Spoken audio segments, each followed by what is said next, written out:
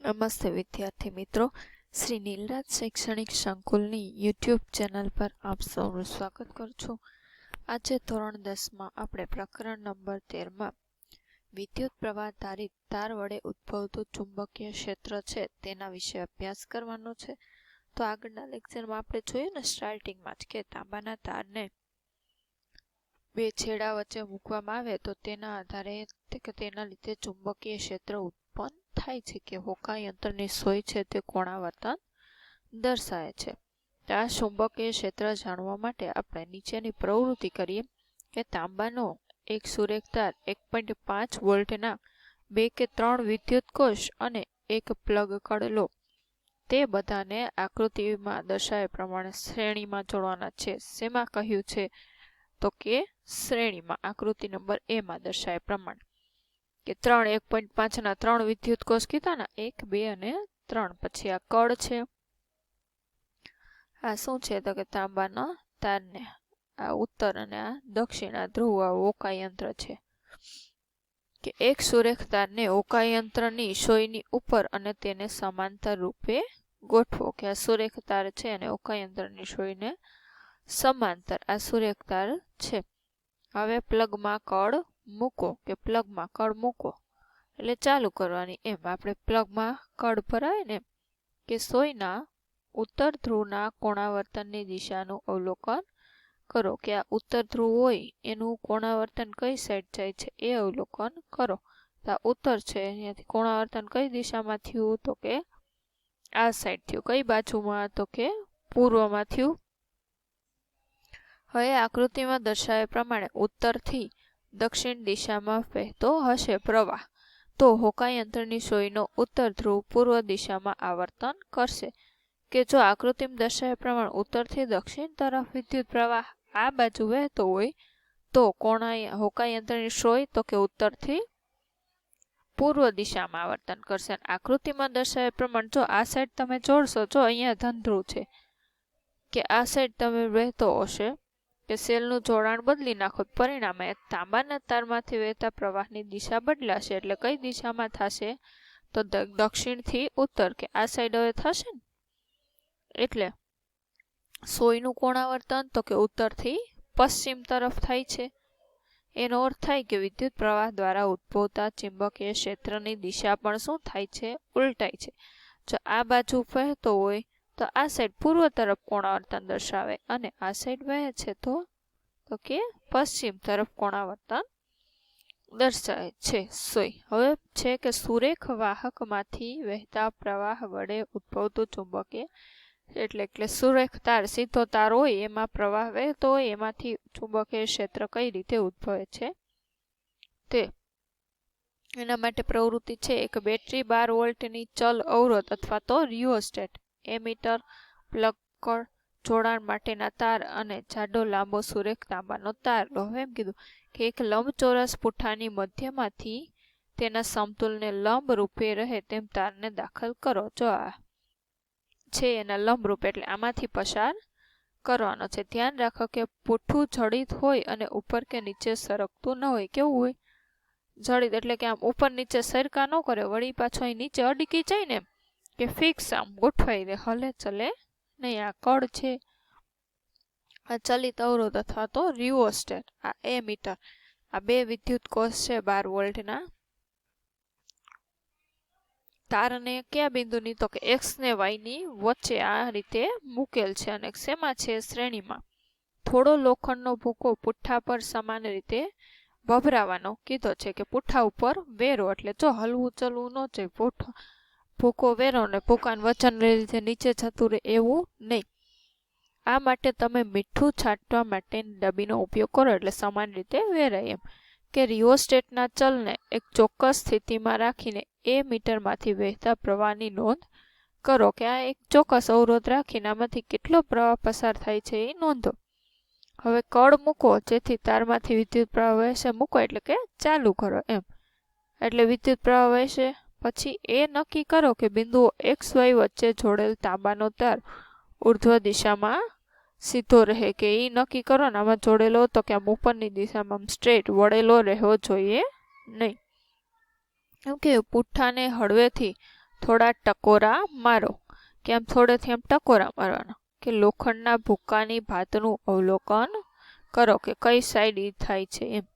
તમે જોશો કે લોખંડનો ભૂકો તાંબાના તારની આસપાસ સમકેન્દ્રીય થઈ વર્તુળાકાર ભાત રચે છે. જો આ વર્તુળાકાર આવી આ ભાત આમ રચાય છે સમકેન્દ્રીય એટલે કે સરખા કેન્દ્ર એમ, એક જ આને કેન્દ્ર તરીકે તાંબાનો તાર છે એમ.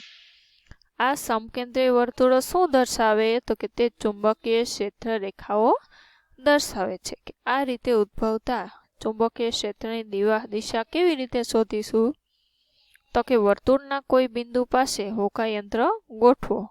ધારો કે પી બિંદુ પાસે અહીંયા, કે સોયની દિશાનું અવલોકન કરો કે હોકાયંત્રની સોયનો ઉત્તર ધ્રુવ સૂર્યતારમાંથી વહેતા પ્રવાહ વડે પી બિંદુ પાસે ઉદ્ભવતા ચુંબકીય ક્ષેત્રની દિશામાં છે. એટલે અહીંયા આમ દર્શાવે છે. આ દિશાને એક તીર દ્વારા દર્શાવો એટલે તમને ચુંબકીય ક્ષેત્રની દિશા ખબર પડી જાય કે ધન ધ્રુવ જો અહીંયા આ સાઈડ ઉત્તર આવતો હોય તો આ દક્ષિણ હોય, એવું થાય ને એના વિરુદ્ધ હોય.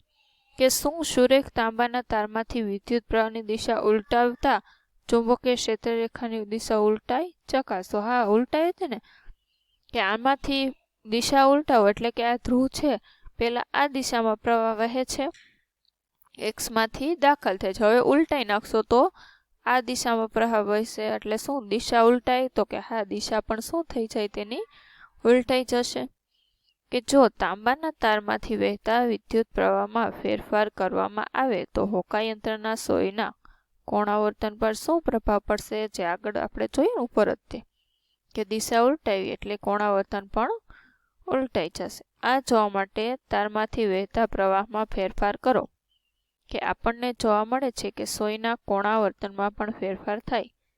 કે વાસ્તવમાં જો પ્રવાહ વધારીએ તો કોણાવર્તન પણ વધે છે, જે દર્શાવે છે કે તારમાંથી વહેતા વિદ્યુત પ્રવાહના મૂલ્યમાં વધારો કરતા આપેલ બિંદુ પાસે ઉત્પન્ન થતા ચુંબકીય ક્ષેત્રના મૂલ્યમાં પણ વધારો. માન એટલે શું થાય? મૂલ્ય. કે આમાંથી પસાર થતો વિદ્યુત પ્રવાહ વધારશો એટલે આ ચુંબકીય ક્ષેત્રનું મૂલ્ય પણ વધશે એટલે વધુ પ્રબળ થશે.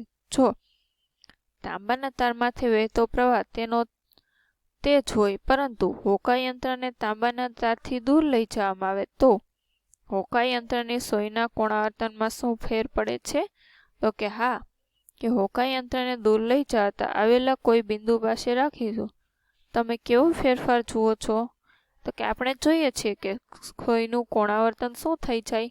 ઘટે. કારણ કે આ ક્ષેત્રથી શું જાય છે? આ બિંદુ રાખશો તો દૂર જાય એટલે એની અસર કેવી થતી જાય? તો કે ઓછી થતી જાય ને, એટલા માટે. આમ કોઈ વાહકમાંથી વહેતા વિદ્યુત પ્રવાહ વડે ઉત્પન્ન થતું ચુંબકીય ક્ષેત્ર વાહકથી દૂર થતા શું થાય? ઘટે. જે આકૃતિમાં જોઈ શકાય છે કે જેમ જેમ વિદ્યુત પ્રવાહ ધારિત સૂર્યતારથી દૂર જઈએ તેમ તેમ તેની આજુબાજુ ઉદ્ભવતા ચુંબકીય ક્ષેત્રને દર્શાવતા સમકેન્દ્રિત વર્તુળો મોટા ને મોટા થતા જાય છે. જો આ વર્તુળો છે આમ મોટા મોટા થતા જાય. જો અહીંયા નજીક હતું પછી આમ દૂર દૂર એટલે આ દૂર દૂર જતા જાય છે. હવે છે જમણા હાથના અંગૂઠાનો નિયમ. આ કે કોઈ વિદ્યુત પ્રવાહધારિત વાહક સાથે સંકળાયેલ ચુંબકીય ક્ષેત્રની દિશા નક્કી કરવા માટેનો આ સરળ રસ્તો છે જમણા હાથનો અંગૂઠાનો નિયમ. જો આ રીતે કે જમણા હાથનો અંગૂઠાનો નિયમ એટલે તમારે જમણો હાથનો અંગૂઠો આમ રાખવાનો. કે કલ્પના કરો કે તમારા જમણા હાથમાં વિદ્યુત પ્રવાહધારિત વાહકને એવી રીતે પકડો છો કે જેથી અંગૂઠો છે તે તમારો વિદ્યુત પ્રવાહની દિશાનું સૂચન કરે. જો કે આ દિશામાં વિદ્યુત પ્રવાહ વહે છે, આ અંગૂઠાની દિશા આવી રીતે રાખવાનો. તો તમારી આંગળીઓ છે તે વાહકની આસપાસ શું થાય? તો કે ચુંબકીય ક્ષેત્રની દિશાઓમાં વીંટળાય. કે આ આંગળી છે એ તમારી આ સાઈડ આમ વીંટળાની એટલે ખબર પડે કે આ સાઈડથી ચુંબકીય ક્ષેત્ર રેખાઓ કઈ છે?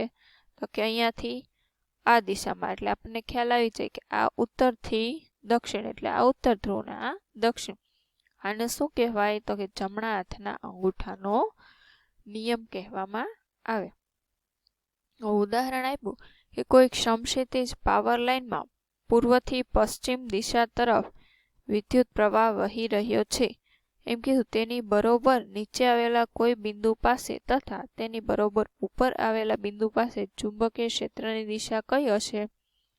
ક્યાં કીધો છે વાહક? તો કે પૂર્વથી પશ્ચિમ, એટલે આ સાઈડ આમ પ્રવાહ વહેતો હશે ને, તો તમારો અંગૂઠો આ દિશામાં તમે આમ જમણો હાથ આમ રાખશો એટલે આમ થશે ને,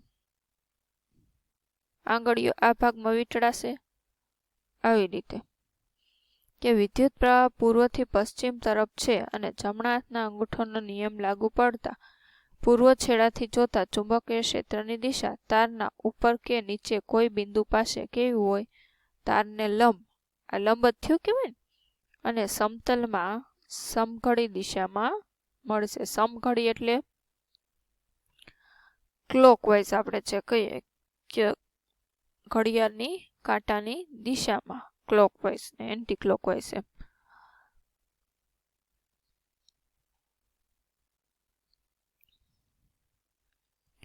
કે સમતલમાં સમઘડી મળશે જોતા ચુંબકીય ક્ષેત્રની દિશા વિષમઘડી. શું કીધું?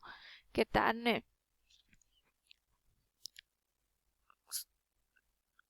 સમઘડી દિશામાં મળે. આ જ પ્રમાણે તારના જો પશ્ચિમ છેડાથી જોઈએ તો ચુંબકીય ક્ષેત્રની દિશા વિષમઘડીમાં, કે આ સાઈડથી જોશું તો ચુંબકીય ક્ષેત્રની દિશા તો કે આ તરફ તમને જોવા મળશે આવી રીતે, અને આ બાજુથી જોઈશું તો તમને કઈ સાઈડ જોવા મળશે? તો કે આ વિષમઘડી દિશામાં જોવા મળે છે. હવે છે વર્તુળાકાર લૂપમાંથી વહેતા પ્રવાહ વડે ઉદ્ભવતું ક્ષેત્ર. એટલે આ વર્તુળાકાર લૂપ જે ગોળ ગોળ વાયરનું ગૂંચળું હોય ને એ, કે આપણે અત્યાર સુધી સુરેખ વિદ્યુત પ્રવાહ તારિત તાર વડે ઉદ્ભવતી ચુંબકીય ક્ષેત્ર રેખાનું અવલોકન કર્યું. કે ધારો કે તારને વીંટાળીને એક વર્તુળાકાર લૂપ બનાવી તેમાંથી પ્રવાહ પસાર કરવામાં આવે તો હવે તેના દ્વારા ઉદ્ભવતી ચુંબકીય ક્ષેત્ર રેખાઓ કેવી હશે એવો પ્રશ્ન થાય ને. આપણે જાણીએ છીએ કે સૂર્ય વિદ્યુત પ્રવાહ તારિત તાર વડે ઉદ્ભવતું ચુંબકીય ક્ષેત્ર શું હોય તે કે તેનાથી અંતરના વ્યસ્ત પ્રમાણ પર આધારિત છે. તે જ રીતે કોઈ વિદ્યુત પ્રવાહ તારિત લૂપની આસપાસ દરેક બિંદુએ ઉત્પન્ન થતા ચુંબકીય ક્ષેત્રને દર્શાવતા કેન્દ્રીય વર્તુળોની સાઇઝ તારથી દૂર જતા સતત શું થાય? મોટી ને મોટી થતી રહે. કે આ કેન્દ્રથી દૂર જાય, આ નાની છે આમાં મોટી મોટી થતી રહે. કે જ્યારે આપણે વર્તુળાકાર લૂપના કેન્દ્ર પાસે પહોંચે ત્યારે આ મોટા વર્તુળનો ચાપ લગભગ સુરેખ જેવો દેખાય. જો આ મોટા વર્તુળનો ચાપ લગભગ સુરેખ, પછી આમ હજી એક દોરશું તો આમ લગભગ સીધું થતું હોય તેવું દેખાય. તેથી વિદ્યુત પ્રવાહ તારિત તારના દરેક બિંદુએથી ઉદ્ભવતી ચુંબકીય ક્ષેત્ર રેખાઓ લૂપના કેન્દ્ર પાસે સીધી રેખાઓ જેવી જ આપણને દર્શાવે. એ જમણા હાથના નિયમનો ઉપયોગ કરી એ હકીકત સરળતાથી ચકાસણી કરી શકાય કે તારનો દરેક ભાગ છે તે લૂપની અંદર ચુંબકીય ક્ષેત્ર રેખાઓ એક જ દિશામાં ફાળો આપે છે. કે આ ઉત્તરથી આમ દક્ષિણ ધ્રુવ તરફ એક જ દિશામાં હોય છે. કે આપણે જાણીએ છીએ કે વિદ્યુત પ્રવાહ તારિત તાર વડે આવેલા બિંદુ પાસે ઉદ્ભવતું ચુંબકીય ક્ષેત્ર તેમાંથી વહેતા વિદ્યુત પ્રવાહના સમપ્રમાણમાં હોય છે. જો તેથી વર્તુળાકાર લૂપને n આંટાઓ હોય તો ઉત્પન્ન થતું ચુંબકીય ક્ષેત્ર એક આંટા દ્વારા ઉત્પન્ન થતા ક્ષેત્ર કરતાં કેટલા ગણું હોય? તો કે n ગણું હોય. કારણ કે દરેક આંટામાં વિદ્યુત પ્રવાહની દિશા સમાન હોય અને દરેક આંટા વડે ઉદ્ભવતા ક્ષેત્રનો સરવાળો થાય છે આ આંટા. આવી રીતે વર્તુળાકાર લૂપ વડે ઉદ્ભવતું ચુંબકીય ક્ષેત્ર આ વર્તુળાકાર લૂપ છે. તો આજ માટે આટલું રાખીએ. આગળના લેક્ચરમાં સોલેનોઇડમાંથી વહેતા વિદ્યુત પ્રવાહને કારણે ચુંબકીય ક્ષેત્ર કેવી રીતે ઉત્પન્ન થાય તેના વિશે અભ્યાસ કરશું. જય હિન્દ, જય ભારત, અસ્તુ.